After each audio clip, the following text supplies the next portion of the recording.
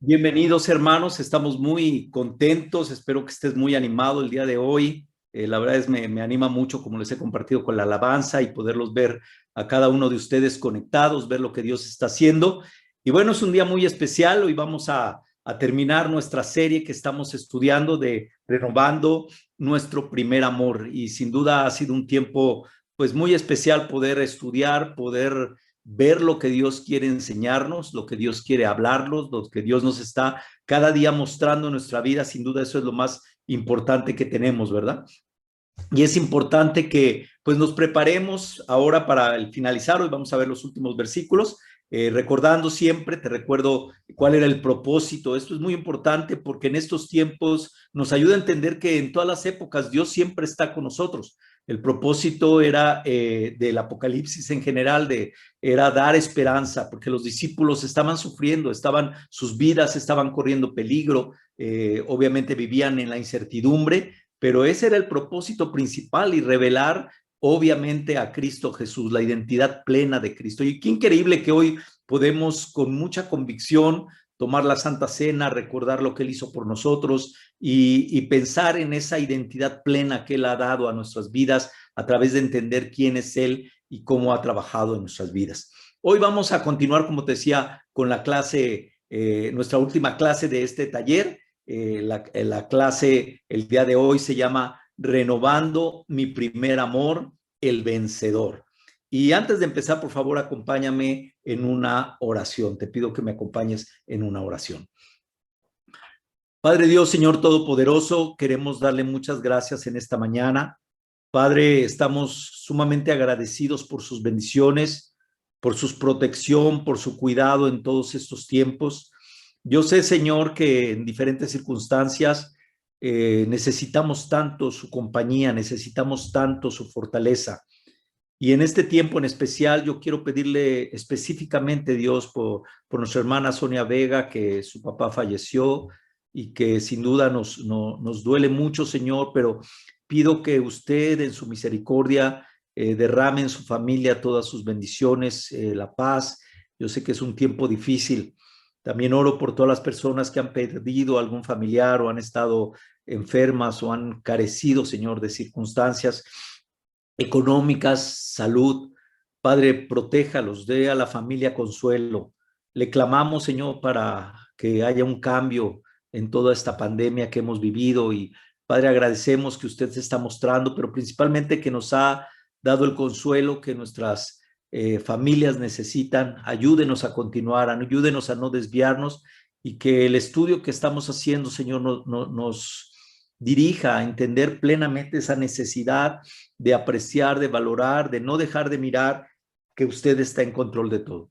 Gracias, Dios, por este tiempo. Bendiga, por favor, la reunión, bendiga la clase, utilice cada escritura para que llegue a lo más profundo de nuestros corazones y nos haga transformarnos, nos haga renovar ese primer amor, Señor. Gracias por todo y oramos en nombre de su Hijo Jesús. Amén. Pues hoy vamos a continuar, como te decía, con la clase Renovando mi primer amor, el vencedor. Y ya, obviamente, espero que lo hayas estado estudiando con calma, repasando. Recordemos, a mí me anima mucho porque cuando recuerdas todos los versículos que hemos estado estudiando, vemos desde cómo nació esa relación, cómo nació ese amor entre Jesús y la iglesia de Éfeso, lo que Dios estaba haciendo, cómo Dios nos anima antes de cualquier enseñanza, nos anima a entender que estamos bajo su protección, que Él nos tiene en sus manos, que Él nos cuida, que Él está ahí. También que Jesús, Dios reconoce lo que es la iglesia, lo que hemos hecho, las cosas que hacemos en nuestra vida diaria como discípulos, que las hacemos para alabarlo y glorificarlo.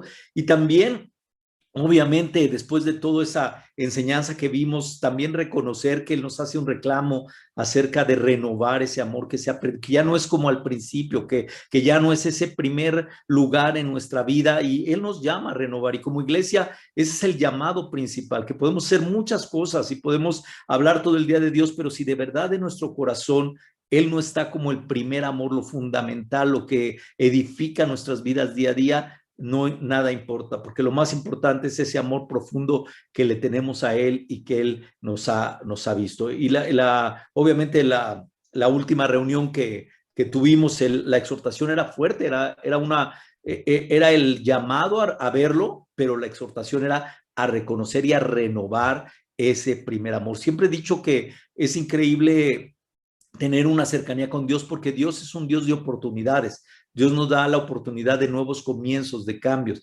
Y el pasado, como siempre he dicho, ya quedó en el pasado. Tal vez vamos a sufrir consecuencias del pasado, pero ya es pasado. Tenemos que mirar hacia adelante y Dios siempre nos promete o nos da la expectativa de poder tener una vida mejor, una vida diferente, una vida plena con Él. Pero obviamente necesitamos acercarnos a Él, acercarnos a su palabra y estar en ese amor profundo que Dios quiere llamar a nosotros. Y yo quiero animarte mucho a que hagamos eso el día de hoy. Hoy vamos a continuar, hoy vamos a ver el versículo, los dos últimos versículos, y es inspirante. La verdad es que yo quiero animarte mucho a que repases, hagas una exhortación, una reflexión de todo lo que hemos estudiado en tu vida y lo puedas poner en práctica. Aquí en Apocalipsis 2, versículo 6, dice: sin embargo, tú tienes esto, que aborreces las obras de los nicolaítas, los cuales yo también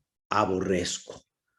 Y es impresionante cómo Jesús una vez más nos enseña cómo tratar las situaciones. ¿Recuerdas? En el principio empieza hablando con la iglesia, empieza diciéndoles que estaban bajo su protección, les empieza a alabar las cosas positivas que tenían, luego les hace el reclamo, la exhortación, el corazón de la escritura, donde les dice que han dejado ese amor, y ahora otra vez vuelve a tratar la situación y vuelve, sin embargo, le dice: tienes esto. Había más características, había otras cosas que la iglesia tenía a su favor, y otra vez Jesús no quería que se perdieran, quería que entendieran que era el llamado de la carta, pero quería que comprendieran que Él está consciente de cada una de las cosas que hacemos, que no son en vano, que sin duda Dios las tiene en cuenta, y la exhortación es a regresar a Él.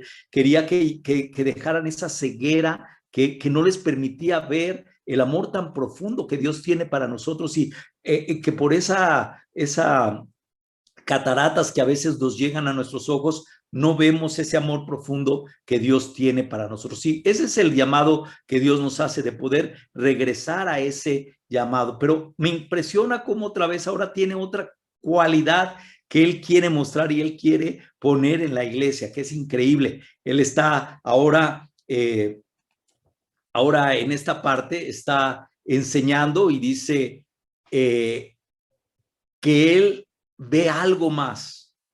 Dice: sin embargo, tienes esto. Y recuerda, algo que había pasado después de que les había dicho la exhortación de que había un juicio severo de quitar el candelabro de su lugar, que eso era algo muy fuerte, ¿verdad? Pensar que iba a quitar el lugar en donde pertenecía, lo iba a mover, lo iba a llevar a otro lugar, pero ahora exhorta otra vez. ¡Qué ánimo! No sé, a mí me anima muchísimo pensar que Jesús trata de animarme una y otra vez, diciéndome: no te enfoques en tus problemas, no te enfoques en tus situaciones. Él me está diciendo: sin embargo, tienes algo más. Aprobó algo más de la iglesia, está dejando claro estas notas a favor que la iglesia tiene. ¿Por qué? Porque muchas veces Satanás trata de desanimarnos, trata de robarnos lo más valioso, que es Dios. Y Él está diciendo: tienes esto, no lo olvides, renueva, porque no dejes que nada en el mundo robe lo más increíble que tenemos. Y esto es lo que Él estaba aprobando. ¿Qué era lo que aprobaba ahora de la iglesia de Éfeso? ¿Qué era lo que estaba ahora viendo acerca de ella? Dice: que aborreces, y fíjense bien cómo le hace esta exhortación, que suena fuerte, ¿verdad? Pero hay que entender, dice: que aborreces las obras de los nicolaítas, las cuales yo también aborrezco. Me llama la atención que Jesús no dice que evitas o que te mantienes al margen, que no evitas o te mantienes al margen. O sea, hace un claro llamado y dice que aborreces. O sea, así como vemos y entendemos que Jesús nos enseña a amar, si hay algo que aprendimos en la iglesia a llegar, es que Jesús nos enseña a amar. Nosotros no sabíamos amar. no sabíamos amar con ese amor de calidad, ese amor que Dios nos da y que podemos entender a través del sacrificio que Él hizo, ese amor completo, ese amor que te entregas plenamente. Y la exhortación siempre en la palabra es acerca de amar, de poder amar a Dios, de poder amar al prójimo, de poder amar todas las cosas alrededor de nuestra vida. Y hemos aprendido eso, hemos aprendido a amar, como yo personalmente tenía un amor muy egoísta, un amor hacia mi persona, hacia mi familia, pero a través de la palabra de Dios he aprendido a amar las cosas que Dios ama, he aprendido a amar como Dios me enseña y a tratar de hacer a un lado mi manera de pensar y mi manera de ser. La palabra que utiliza aquí, la palabra griega que utiliza para aborrecer, es la palabra miseo. Esta palabra significa detestar o odiar. O sea, es fuerte cuando tú dices, pero a ver, ¿cómo Dios me está diciendo que yo deteste, que yo odie? Eso es lo que me está enseñando, nos está obviamente haciendo una clara diferencia de entender que Dios nos enseña a amar de una manera poderosa, pero también nos enseña que tenemos que aborrecer las cosas que van en contra de Él. En esto viene la pregunta a nosotros, ¿quiénes eran los Nicolaitas? Tal vez has leído alguna vez. Estos eran unos seguidores de un tal Nicolás. Irineo y Tertuliano, que son padres de la iglesia, sugieren, ellos dan una idea, como esto no hay muchos fundamentos, ellos sugieren a uno de los diáconos nombrados en Hechos capítulo 6 en el versículo 5, ahí viene su nombre, pero realmente no hay un fundamento o algo básico acerca de esto. Se cree, muchos investigadores han apuntado más bien que era como un grupo de iluminados que propiciaban o animaban a una especie de comunismo entre los bienes y las mujeres, como que era una especie de religión pagana combinada con cristiana en virtud al conocimiento y a la fuerza que ellos habían apropiado y sentían afuera de todo lo normal, ¿verdad? Entonces, eran ideas muy raras. ¿Cuáles eran las obras de estos nicolaitas? Bueno, básicamente era la mezcla de prácticas paganas con prácticas cristianas. Todo esto continuó como una secta gnóstica hasta el año 200 después de Cristo. Y tal vez tú dices, bueno, pero ahora, ¿cómo se puede relacionar con nosotros? ¿Qué sentido? ¿Cómo podría hoy verse los nicolaitas o cómo podríamos aplicar o por qué esa exhortación aún el día de hoy? Bueno, porque realmente hoy, hermanos, debemos ver que nuestra sociedad hoy exalta mucho la mezcla, ¿verdad? Como quieren mezclar mucha gente hoy que habla de Dios, quiere mezclar la religión con las prácticas que la sociedad aprueba, con la manera como Dios, como el mundo ve cómo es la liberación sexual, el materialismo, las adicciones, y quieren mezclarlo de una manera que se combinen, que era exactamente lo mismo que hacían los nicolaitas. Básicamente querían mezclar el amor verdadero de Dios con prácticas que la sociedad acepta hoy o hay controversia. Y por eso le decía Jesús a la iglesia que alababa que ellos aborrecían, no dejaban que se mezclaran esa mezcla, ¿verdad? Porque se daban cuenta que obviamente todo eso era del mundo, venía completamente del paganismo y nada tenían que ver con el verdadero cristianismo, las bases que Jesús dejó. Entonces tenemos que tener mucho cuidado para entender lo que Jesús decía. No estaba diciendo que aborrecieran a los nicolaitas, pero aborrecían las prácticas, dice ahí claramente las obras, la forma como ellos se conducían. Y yo creo que algo que hemos aprendido, y amigos, si tú estás estudiando, estás viendo esta serie, algo que hemos aprendido es que a veces nos cuesta mucho trabajo diferenciar entre odiar el pecado y odiar al pecador. Porque hay una gran diferencia y eso es lo que vimos con Jesús, vamos a verlo ahorita, pero si hay algo que Jesús nos enseñó, es que Jesús tenía una fuerte convicción para odiar el pecado y no lo permitía y hablaba de él y fue contundente y Jesús con plena autoridad hablaba y decía lo que era incorrecto, pero algo que Jesús hizo hasta la persona más pecadora la amaba profundamente.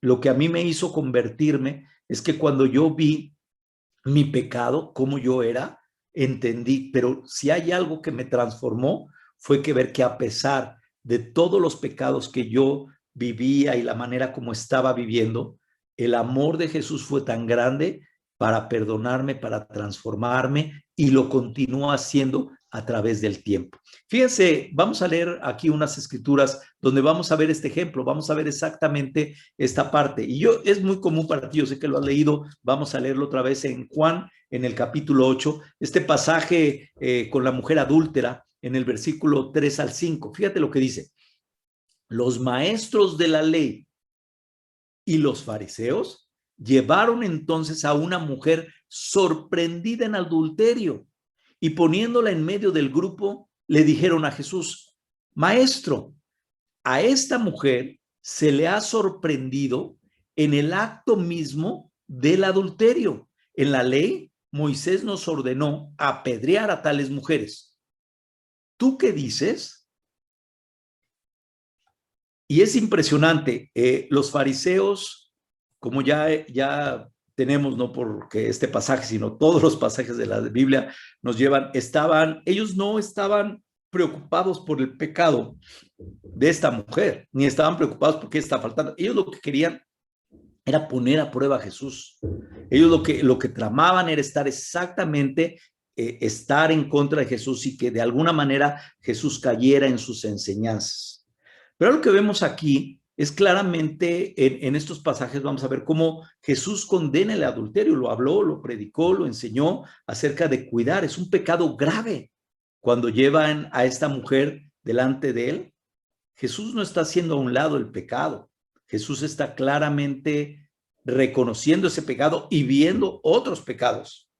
Pero algo que me inspira mucho es que Jesús ve a esta mujer con ternura, o al menos en la forma en cómo leemos los pasajes nos hace ver la manera, el amor con que Jesús ve a esta mujer. Y ve también la hipocresía de los fariseos, y por eso es una oportunidad increíble para dar una enseñanza, no solo a los fariseos, pero a nosotros en el día de hoy. Porque tenemos mucho esa tendencia de los fariseos de juzgar el pecado de los demás y ver más el pecado al pecador, perdón, que al pecado mismo. Y por eso entendemos mucho cuando Jesús decía que deberíamos de aborrecer las obras de los nicolaitas. ¿Por qué? Porque obviamente un cristiano debe de aborrecer el pecado. No podemos dejar que el pecado llegar a pensar que está bien o vamos a suavizarlo. Jesús era muy contundente en su enseñanza y nos lo enseña claramente. Aquí adelante, fíjate lo que pasó después de esto. Dice estas dos escrituras ahí mismo, en el versículo 7. Aquí vemos cómo Jesús puede ver el pecado claramente. Versículo 7 dice: y como ellos lo acosaban a preguntas, Jesús se incorporó y les dijo: aquel que esté libre de pecado, que tire la primera piedra.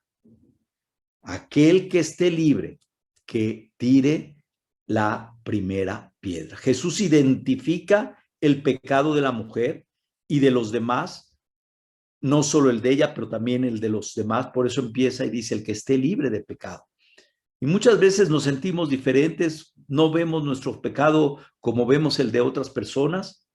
Y entonces mira en el versículo 10, ¿qué pasó? La gente se empezó a ir y Jesús dice: entonces él se incorporó y preguntó: mujer, ¿dónde están? Ya nadie te condena. Nadie, Señor. Tampoco yo te condeno. Ahora vete y vuelve a pecar, ¿no? No, le dice claramente: ahora vete y no vuelvas a pecar. ¿Qué pasó en este pasaje? Jesús habló, entendía el pecado de esta mujer, sin duda lo aborrecía, pero también veía el pecado de los demás, sabía el pecado de los demás. Y entonces Jesús les dice: si alguien está libre, pues tire la primera piedra. Y la gente se empezó a ir. Se empezó a ir porque empezó a ver su pecado. Y la ternura con que Jesús trata a esta mujer, cuando él se incorpora y le dice: ¿dónde están? ¿A dónde se fue toda esa gente que te trajo aquí enfrente exponiéndola? Imagínate la manera como la presentaron, al presentarla delante de todos, exponiendo su pecado de una manera fuerte. Y Jesús le dice, ¿dónde están? Dice, ¿ya nadie te condena? ¿Ya nadie está ahí para juzgarte? Y Jesús dice, tampoco yo.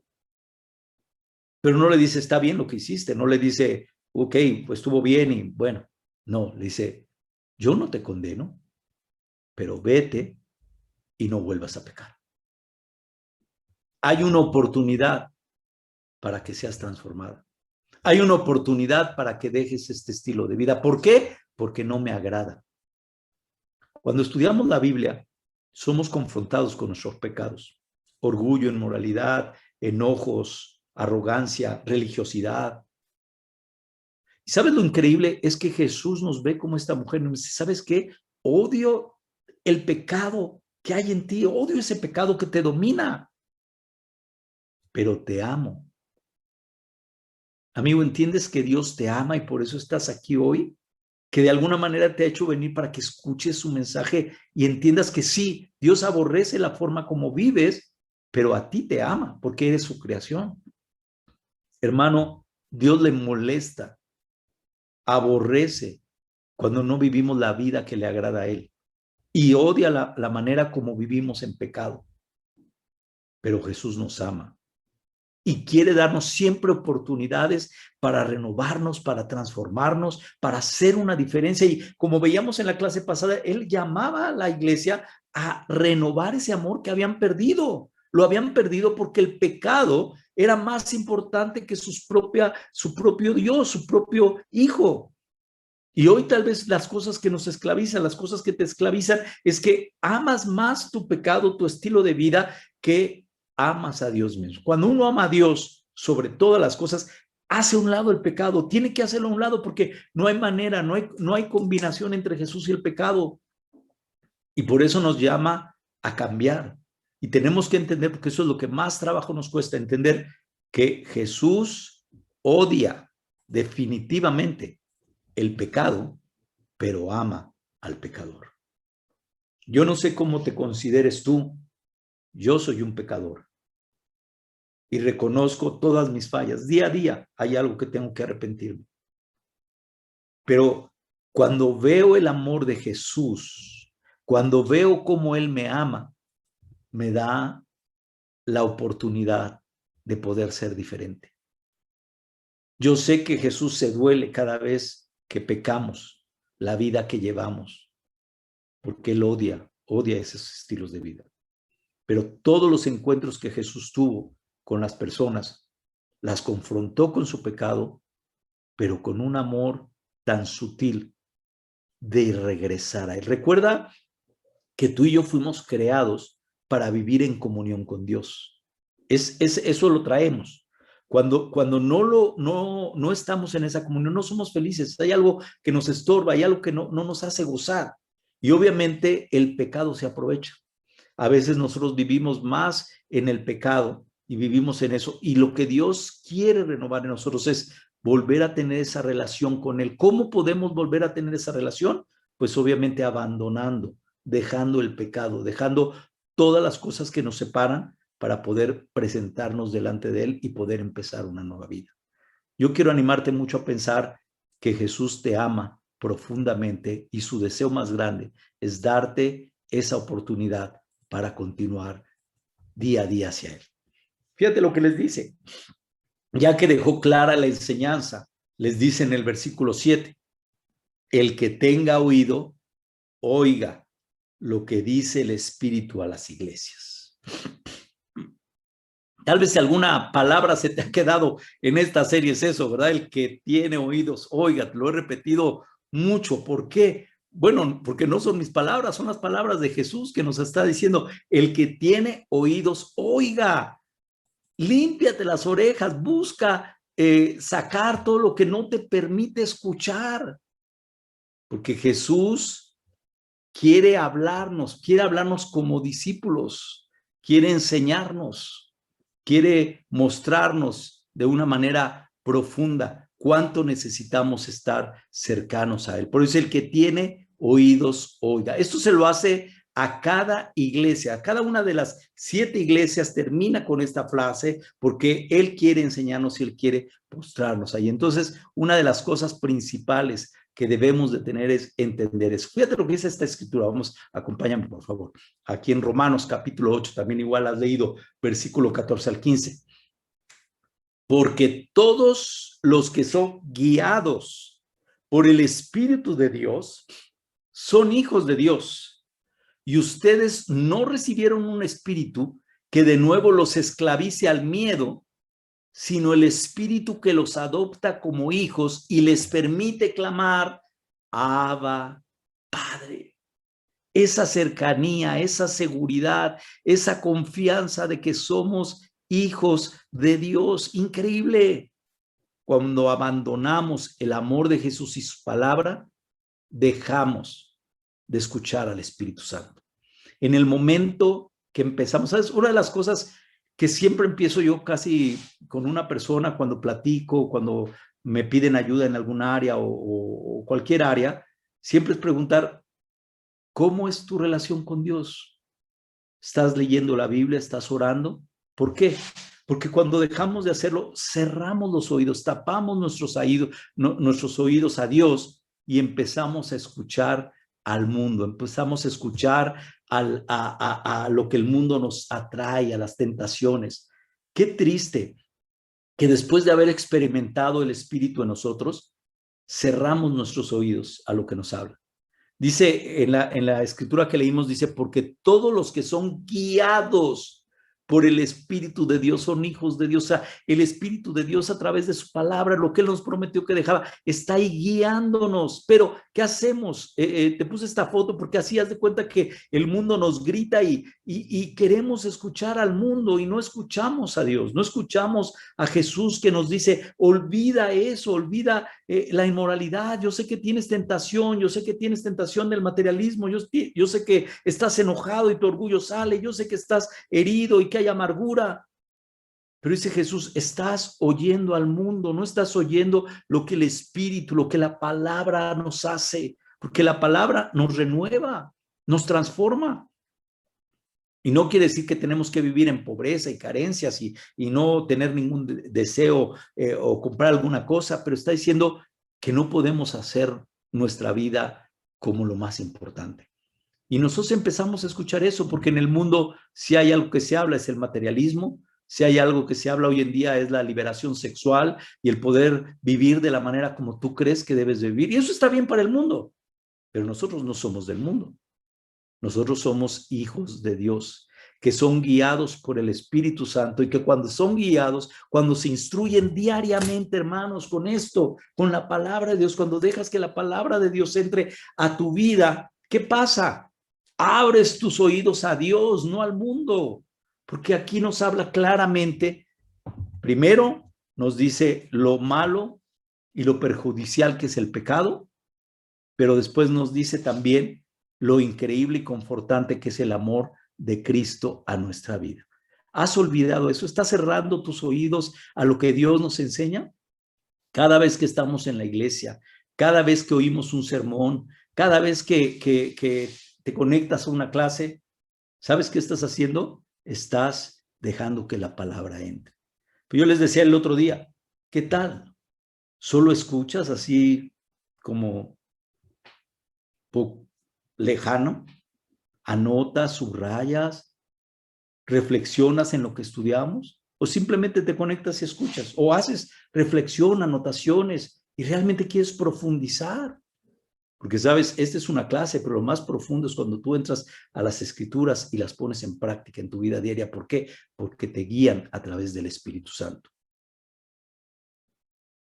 ¿Qué continuaba ahí diciendo después de hacer esa exhortación? Fíjate aquí en el versículo 7. Dice, el que tiene oídos oiga, y luego continúa y dice, al que venza.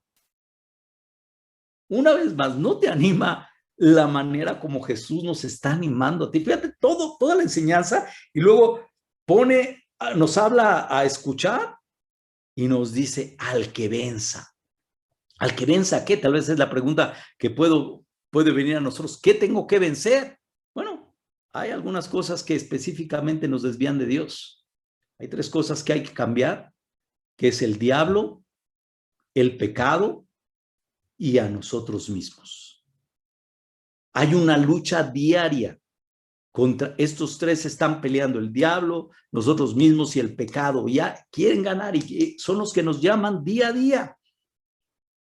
Y nos enfocamos en nuestras satisfacciones y en lo que queremos.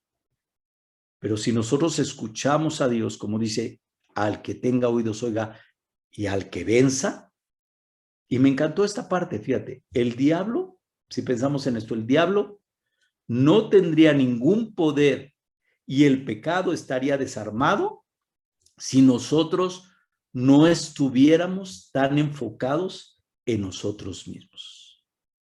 ¿Te has puesto a pensar por qué pecamos? ¿Te has puesto a pensar por qué escuchamos a Satanás? ¿Por qué dejamos que entre en nuestras vidas? Es porque estamos tan enfocados en nuestras necesidades. Estamos tan enfocados en lo que nosotros tenemos.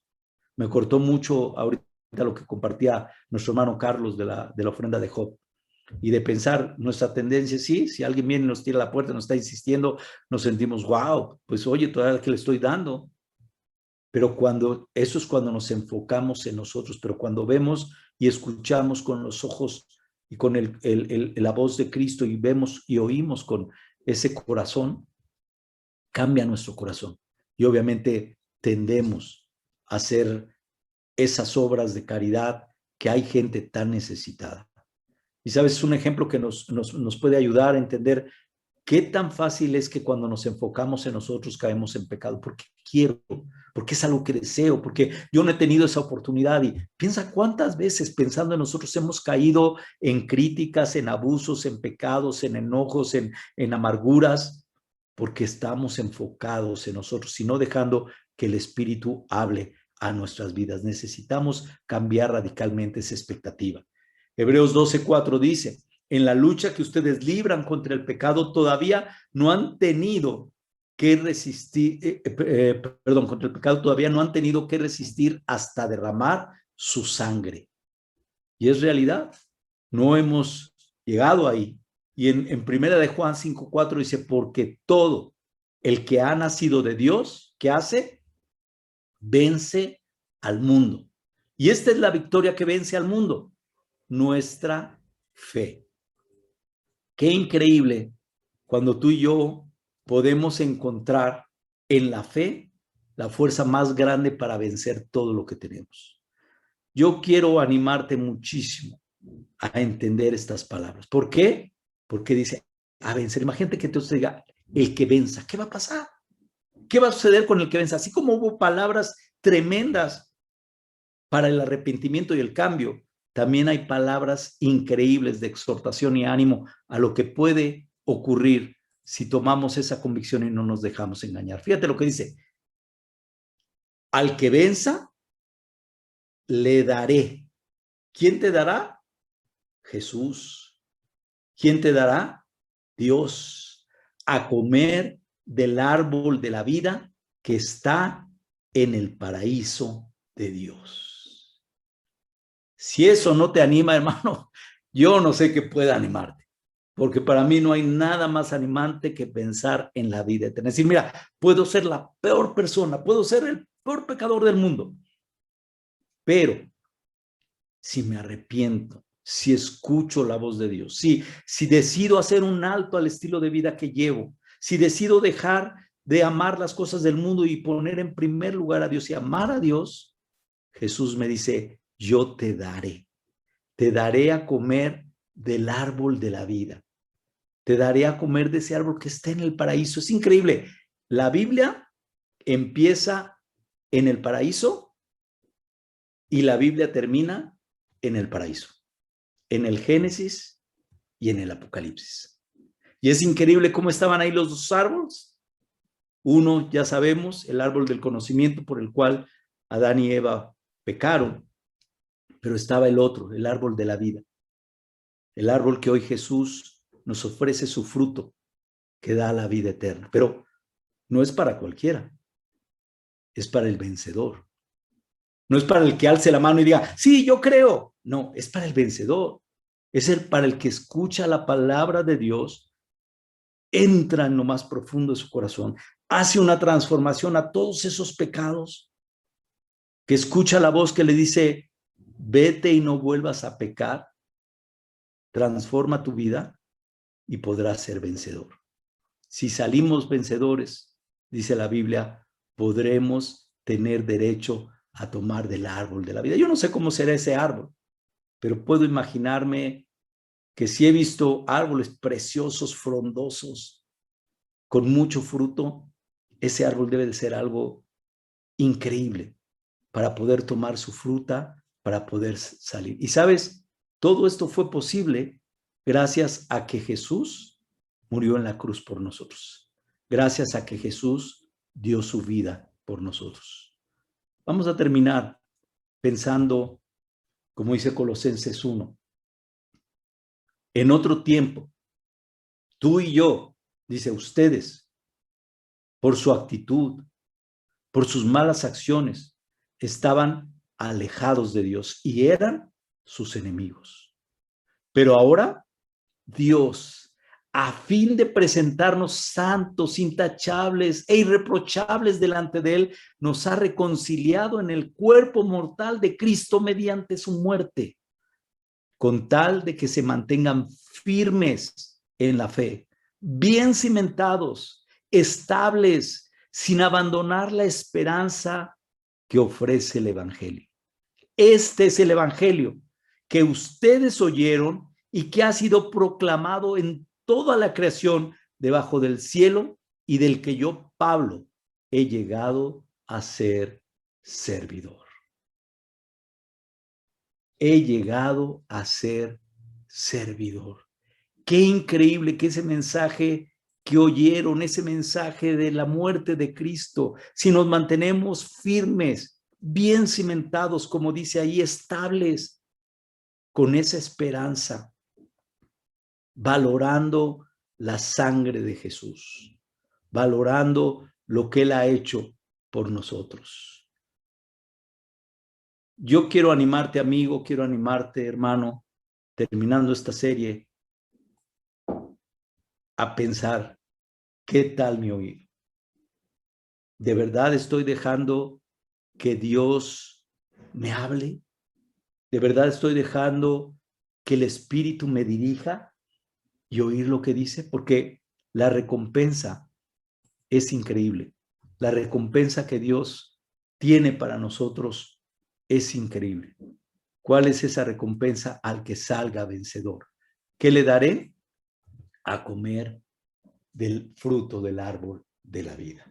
Tú, como yo, somos parte de esa esperanza, pero depende de nuestros oídos, de nuestro corazón y de nuestro primer amor a nuestro Señor Jesús. Gracias por este tiempo que has podido estar aquí en estas 5 clases que espero te hayan animado, te hayan fortalecido y principalmente nos hayan hecho mirar y regresar a ese amor especial, ¿verdad?, que tenemos en Cristo Jesús.